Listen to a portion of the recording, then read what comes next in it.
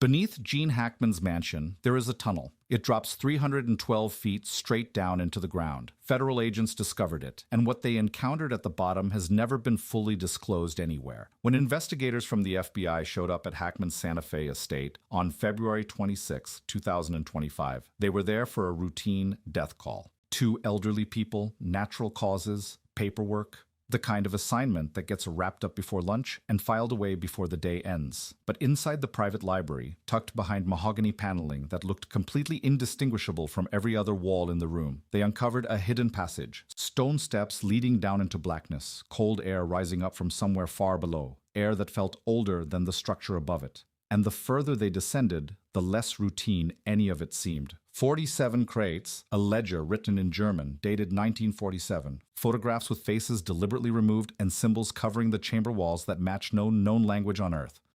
And at the far end, an 8-foot iron door sealed with airflow coming from the other side. The FBI still has not opened it. Here is everything they found. The fortress. The FBI was never supposed to find a tunnel. They arrived at Hackman's Santa Fe mansion on February 26, 2025 to process the deaths of an elderly couple. Front door left open, peels scattered across the bathroom counter. 1 dog, dead inside a closet. 2 more still alive on the property, drifting through the rooms with the restless energy of animals that had been left alone far too long. Betsy Arakawa had passed away weeks before, around February 3rd. Her body going undiscovered until investigators found both of them together that February morning. Gene's official cause of death was recorded as cardiovascular disease complicated by Alzheimer's. Routine, tragic, closed, except the estate Gene Hackman constructed out in the New Mexico desert was not the home of a man who expected anyone to come looking. It was not built for comfort or visibility. It was built with an entirely different purpose in mind. And the more time investigators spent inside it, the more obvious that became. Richard Castagnano has spent 20 years advising on security for celebrities, diplomats, and Fortune 500 executives. He has walked through embassies and the private compounds of people who pay serious money to remain invisible. When he reviewed the Hackman property systems during a 2019 insurance assessment, he stopped his crew and told them to go back over the paperwork. He needed to be sure they had the right address. He sat very still when he talked about what he had seen there. "I've worked on embassies," he said. "I've consulted for defense contractors. This estate had infrastructure that would make some of them envious." Military-grade paranoia expressed through residential architecture. 23 acres of dense forest selected specifically because the tree line cut off sightlines from every neighboring property. 12-foot stone walls wrapping the entire perimeter, load-bearing and reinforced at the base to stop vehicles from breaking through. Reinforced steel gates, motion sensors arranged in overlapping coverage zones. Thermal cameras positioned at angles that covered not just the grounds themselves, but the airspace directly above them. The kind of surveillance grid you would expect surrounding a government installation, not a retired actor's home in the high desert. Staff were hand-picked, vetted through processes that went considerably further than any standard employment screening, and bound by airtight NDAs drafted by attorneys whose other clients worked in industries that do not advertise. Anyone who set foot on that property was barred from discussing what they saw, what they heard, or what they had been asked to construct, not for years, for decades. And that level of security was not what set off alarm bells. What raised red flags was what the contractors remembered. Miguel Reyes is not someone who frightens easily. He has done foundation work in Santa Fe for 30 years. Basements, adobe retrofits, commercial pours. He knows the difference between someone who wants to be left alone and someone who is genuinely afraid. When we reached him at his workshop, he went quiet for a long moment before saying anything, the silence of a man carrying something heavy and deciding whether to finally set it down. "They wanted concrete walls 18 inches thick in certain sections of the basement," he said at last. "That's bunker-level construction," he said, staring down at his hands. "I asked him what it was meant for. They told me it was storage." A silence followed that stretched long enough to become an answer all on its own. "But you don't build storage as though you're bracing for an explosion." Reyes was paid 3 times his standard rate. He signed a non-disclosure agreement barring him from talking about the work for 20 years. That agreement expired in 2024, 1 year before Hackman's death. When investigators eventually asked him to describe the full extent of what he had constructed, he said he couldn't because he had only worked on a single section. Other contractors had been brought in, specialists who arrived after his crew had gone, showing up in unmarked vehicles, operating on schedules that overlapped with nobody else's. Contractors brought in specifically for the deeper levels that Reyes had been bluntly told did not exist. The FBI was now standing directly over them. Dr. Patricia Okonkwo had spent 22 years photographing the most terrible things people are capable of doing to one another. Cartel killings, mass graves, crime scenes that gave seasoned agents nightmares long after. She walked into Hackman's mansion on February 26th as part of the initial FBI response team, expecting grief. An elderly couple, natural causes, closed the file. She was entirely unprepared for what she encountered. Something felt wrong the moment she stepped inside, she said, her hands resting folded on the table, composed the way people become composed when composure has kept them alive. It wasn't the quiet, it wasn't the scale of the place. It was the details that simply refused to line up. Furniture had been shifted recently. She could make out the impressions left in the carpet where heavy pieces had stood undisturbed for years. Scuff marks along the hardwood floors were inconsistent with the couple's restricted mobility. Personal papers in Hackman's study had been gone through and hurriedly put back. The filing system appeared organized on the surface, but the internal order was off. Convincing enough to fool someone glancing past it. Not convincing enough to fool someone trained to look harder. Either someone had been searching for something specific, or Hackman himself in his final days had been concealing it. Either way, the scene bore no resemblance to two elderly people quietly passing away in their home. Not even close. Then Okonkwo found the library. It was a large room, floor-to-ceiling mahogany shelving, books arranged with the meticulous precision of someone who actually used them rather than displayed them, a space that should have been the most unremarkable room in the house. She ran her palm across the mahogany paneling, checking for hidden compartments. Standard practice in high-value estates. Her hand stopped. A section of wall roughly 4 feet wide gave back a different sound when she tapped it. Not the solid thud of plaster and stud, something hollow behind it, and from that hollow, the faintest trace of moving air.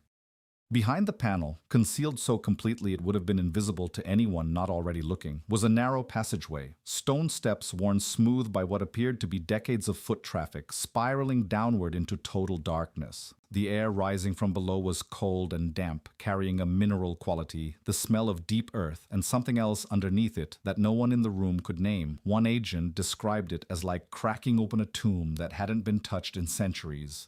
But here is what made everyone go still. The tunnel wasn't only old. Certain sections had been reinforced with modern concrete, the new material visible against the original stonework like a scar against aged skin. Fresh electrical conduit ran along the walls, secured with contemporary brackets, wiring installed within the last 10 years. Someone had been actively, deliberately, and recently maintaining this passage. The tunnel measured roughly 36 inches across and descended at a sharp angle. The original stonework dated back nearly a century. Precision cut and fitted without mortar in places, engineered by someone who intended this structure to outlast the people who built it.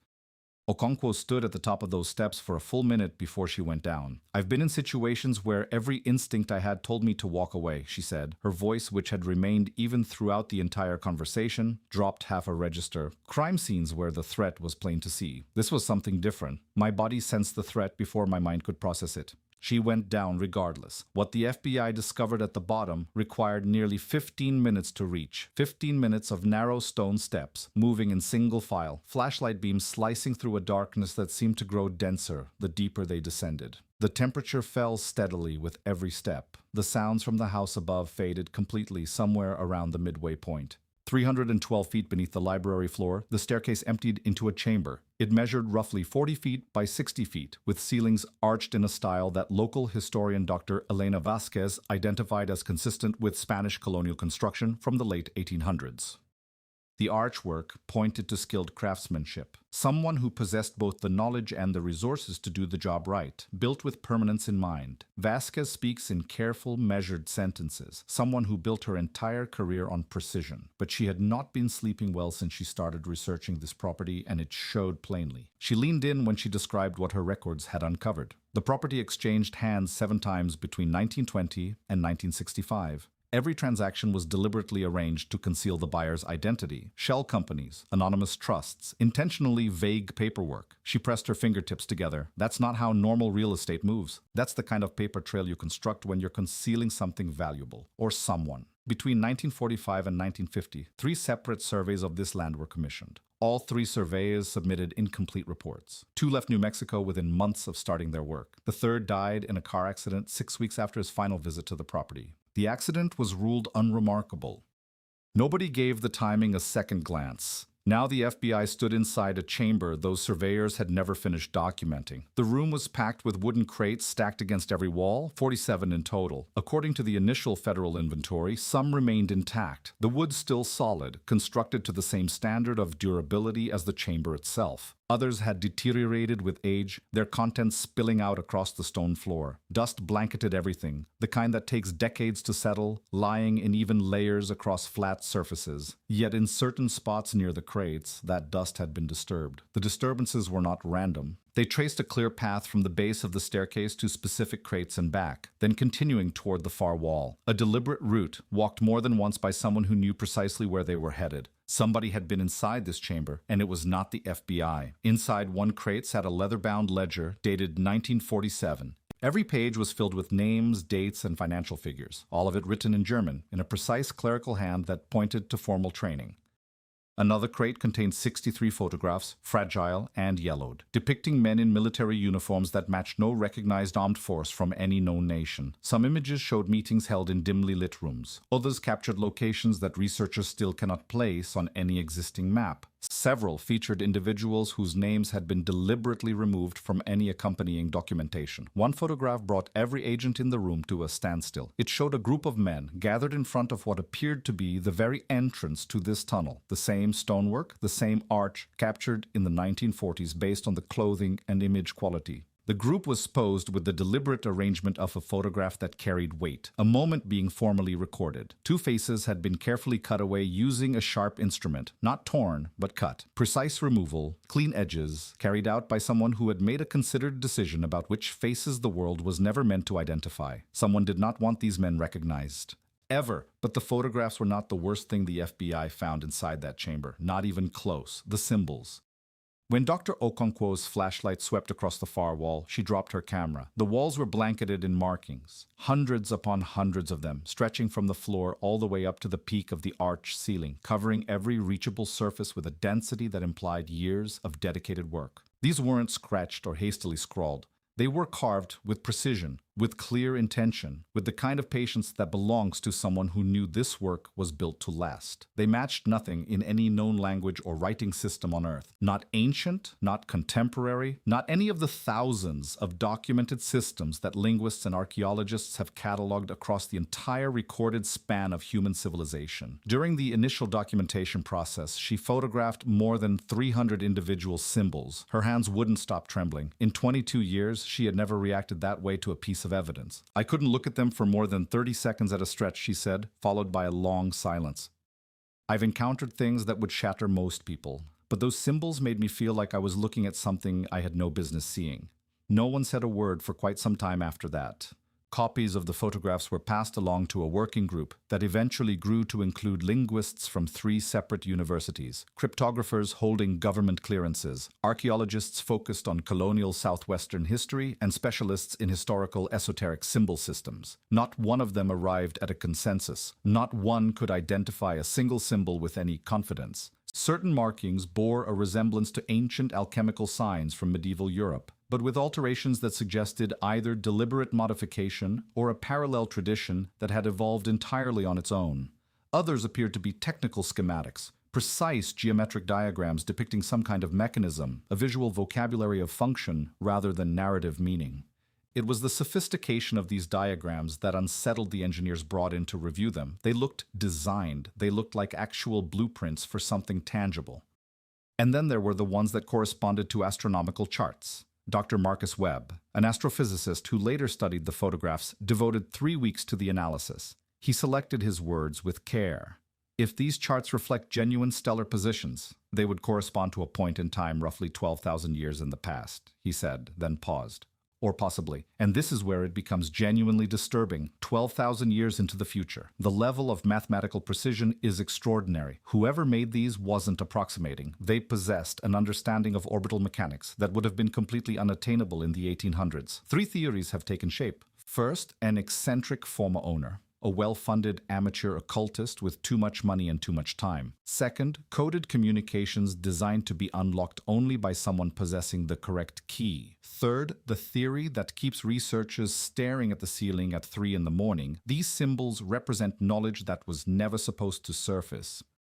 Information handed down through generations of secret custodians who understood something fundamental about this world that the rest of humanity was never intended to know. But here is the thing nobody is saying out loud. The symbols were not arranged randomly. The carvings near the floor clustered thickly along the eastern wall, the very same wall that faced the iron door. Researchers who have gone through the complete photographic record say the overall arrangement looks far less like decoration and far more like a set of instructions, a guide of some kind, something designed to be read in a particular sequence leading toward a specific destination, leading towards something the FBI had not yet uncovered, the door that shouldn't exist. At the far end of the vault, partially hidden behind a stack of deteriorating crates that appeared to have been deliberately placed rather than simply stored, federal agents discovered something that brought the entire room to a standstill. An iron door, 8 feet tall, 4 inches thick. Its surface was layered in rust and grime, carrying the patina of decades spent in undisturbed air, clearly untouched for a very long time. No handle, only a heavy, corroded locking mechanism of a design none of the agents present had ever encountered before. Not a padlock, not a combination lock, not any recognizable standard format, but something engineered specifically for this door by someone who grasped that whatever was being sealed inside was meant to remain sealed. Not locked, sealed. One FBI agent, speaking on condition of anonymity, described the moment they shoved those crates aside and it came into view. We'd already seen the crates, he said. We'd already seen the symbols. A pause. But the moment we saw that door, the whole room went silent. Nobody spoke. Nobody issued a single order. Everyone just went still. His voice dropped lower. It wasn't simply aged. It carried a weight that felt ancient, like something that had been waiting down there long before any of us existed. He paused, and there was this sensation. I know how that sounds, but there was this sensation that whatever was behind that door did not want to be disturbed. That door remains sealed to this day. No official explanation has ever been offered for why authorities have made no attempt to open it. The FBI has declined every request for comments specifically regarding the door. Official statements are crafted with the deliberate precision of people who are acutely conscious of what they are leaving unsaid and who have had legal advisors scrutinize every single word before anything gets released. And here is what makes the whole thing even stranger. Geological surveys of the surrounding land, conducted years before Hackman ever took ownership of the property, revealed anomalies beneath the surface, hollow pockets stretching hundreds of feet in several directions, voids with no correspondence to any naturally occurring geological formation typical of that area. The surveys flagged the anomalies and moved along. Nobody followed up. Nobody asked what those voids actually were. This tunnel may not be a single corridor. It may be an entry point into an entire network. And then there is the thermal imaging result that caught everyone off guard and has never been addressed in any official communication. There is airflow on the other side of that iron door. Active airflow, not the kind of residual movement you'd expect from trapped air in a sealed chamber, but circulation consistent with large interconnected spaces of considerable volume. Whatever lies beyond that barrier is not a dead end. It carries on, descending deeper underground into those voids the geological surveys once mapped and nobody ever bothered to explain. How far down does it go? Nobody knows. The FBI won't say, and independent researchers have been denied access to the property perimeter entirely. Miguel Reyes recalls one conversation that has never stopped haunting him. He was sitting in his workshop, turning a wrench over and over in his hands when he brought it up. They asked me about blast-resistant doors once. He said, industrial grade, the kind you'd find in a government bunker. The sort of door built not just to keep people out, but to contain whatever might be on the other side. He set the wrench down on the table. I told them that wasn't the kind of work I did. He swallowed. They told me they'd find someone who would. The final weeks. The neighbors had always sensed that something about the Hackman estate was different. Not the way that celebrity homes tend to be different. Something harder to name than that, and harder to brush aside. A quality the place had that those who lived near it could feel without ever being able to put into words. At least not until someone sat down and asked them directly. Maria Sandoval had lived on the neighboring property for 15 years, close enough to the Hackman perimeter wall that on still desert nights, in the quiet hours just before dawn, she could hear things. She recalled one particular night around 2017. Her dog woke her, not barking the way it would at a passing animal, but holding a sustained low alert, the kind a dog makes when it has heard something it cannot make sense of. She went outside. There was this sound, she said, like heavy machinery but muffled, coming from somewhere underground. She paused for a moment. It went on for maybe 20 minutes and then stopped, like someone had just switched it off. Her voice took on a harder edge. My husband thought I was making it up. I know exactly what I heard. Other neighbors reported similar things. Strange vibrations felt through the floors of their houses on certain nights. Rhythmic, mechanical, deliberate. Trucks arriving at the Hackman property in the middle of the night. Vehicles clearly built for hauling cargo rather than carrying passengers. Power fluctuations across the local grid on evenings when nothing on the line should have caused them. The kind of electrical draw that points to equipment running at serious scale. One neighbor, without being prompted, said they had seen Gene Hackman himself standing outside at 3 in the morning on multiple occasions during his final years, standing perfectly motionless, staring at one specific location on his property. The very same spot where investigators would later uncover the tunnel entrance. Former staff members who departed the estate have effectively disappeared from public life entirely. Workers from decades gone by who cannot be found at any address, employment record, or public filing where they ought to show up. Local researchers who took it upon themselves to dig into the property's history simply stopped responding at some point after starting their work. Emails went unanswered, phone lines disconnected. No explanation was ever given. But here is what truly keeps investigators from sleeping at night. The link between that underground chamber and the deaths of Gene and Betsy Hackman. Official cause of death, natural causes. The medical examiner confirmed cardiovascular disease, with Alzheimer's listed as a contributing factor. But Betsy passed away around the 3rd of February, and her body wasn't discovered for more than 3 weeks. Gene died sometime after that, alone inside that mansion, on a property whose surveillance grid a security professional once described as comparable to a government installation. Footage from the external cameras, the only recordings that survived because the internal ones were corrupted in a way that technicians later described as consistent with deliberate erasure rather than any kind of system failure, shows lights switching on and off in various rooms throughout the weeks between Betsy's death and the discovery of both bodies. Someone was moving through that house for 3 weeks, inside a mansion equipped with thermal cameras, motion sensors, and a surveillance system that should have logged every single footstep on every floor, and not one usable frame was captured. Did Gene discover something inside that tunnel during his final weeks? Was he searching for something he believed was hidden there, something he had spent years guarding and now needed to recover before someone else came looking for it? Was he concealing something? Going through documents, destroying records, bracing himself for a confrontation he already knew was on its way? Some investigators are convinced the couple was silenced because of what they knew. Others believe the tunnel gave someone a way to enter the mansion without being detected at all, moving through the passage from underneath, completely invisible to every surface sensor, because nothing ever happened above ground. And then there are those who believe Hackman himself went down into that chamber one final time, and whatever he encountered there is what ended his life. Nobody has explained the corrupted footage.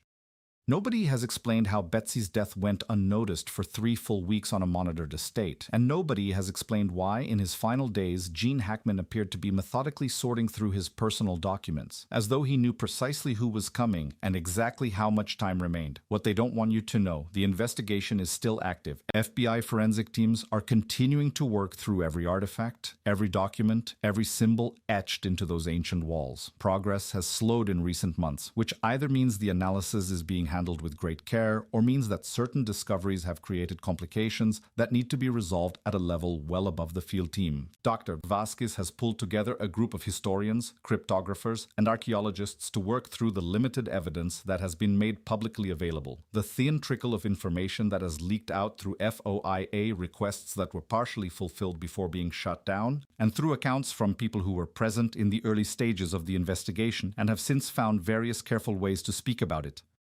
"What we've uncovered is only the tip of the iceberg," she said, her voice low and measured. "The tunnel predates Hackman's ownership by at least 70 years. The question isn't simply who constructed it. The real question is what Gene Hackman's connection was to whatever secrets it holds, and whether he was the last in a long line of individuals specifically chosen to protect them. And here is the part nobody is saying out loud. Property transfer records show that someone has already submitted paperwork to purchase the estate, filed before the investigation was even closed, filed by a buyer whose identity has been structured to be completely untraceable through any conventional channel. An anonymous trust registered in the Cayman Islands. No names attached, no public filings, just a shell entity holding enough capital to acquire one of the most restricted properties in the American Southwest before investigators have finished processing the scene. Whoever is behind it wants access to that tunnel, and they are not willing to wait. Federal authorities have placed the property under restricted access. Reporters have been turned back at the boundary. Every request filed under Freedom of Information laws has come back denied. Every last one rejected on the basis of an active investigation. But here is the thing nobody seems willing to address. An active investigation into what, precisely? Two elderly people whose deaths were ruled natural. Since when does that justify federal classification of a piece of property? Since when does it justify blocking every FOIA filing and the apparent presence of federal units that appear in no publicly accessible directory? The iron door remains sealed shut. The 47 crates are held in federal custody at a location nobody has been told about. The 63 photographs are being reviewed by analysts whose organizational ties have never been made public. The German ledger, packed with names that were meant to have vanished from the historical record, has not been formally acknowledged by a single agency, and the airflow behind that door, the movement of air through spaces that reach further underground than any equipment currently permitted near the site, is able to measure. Not one person is speaking about it. Gene Hackman was not retreating from the spotlight. Sources with investigative connections suggest he was the keeper of something buried there, long before he ever arrived on that land. Certain researchers believe he acquired the estate deliberately because he already knew what lay beneath it, that he spent the better part of several decades keeping the wrong individuals away, and that in his final days, alone, the cameras off, his wife already gone, he was doing exactly that one final time. 312 feet beneath his library floor, the iron door is still sealed. The airflow on the other side continues moving. Whatever is down there is still waiting. The question is no longer whether what lies behind that door is real. The available evidence says it is. The real question is what happens the moment it finally opens and whether we will be permitted to learn the truth. If you want to be there when that answer comes, subscribe right now, because the moment something changes, you will want to already be in the room. Leave your theory down in the comments. What do you believe the FBI discovered beyond that iron barrier, and why have they still not opened it?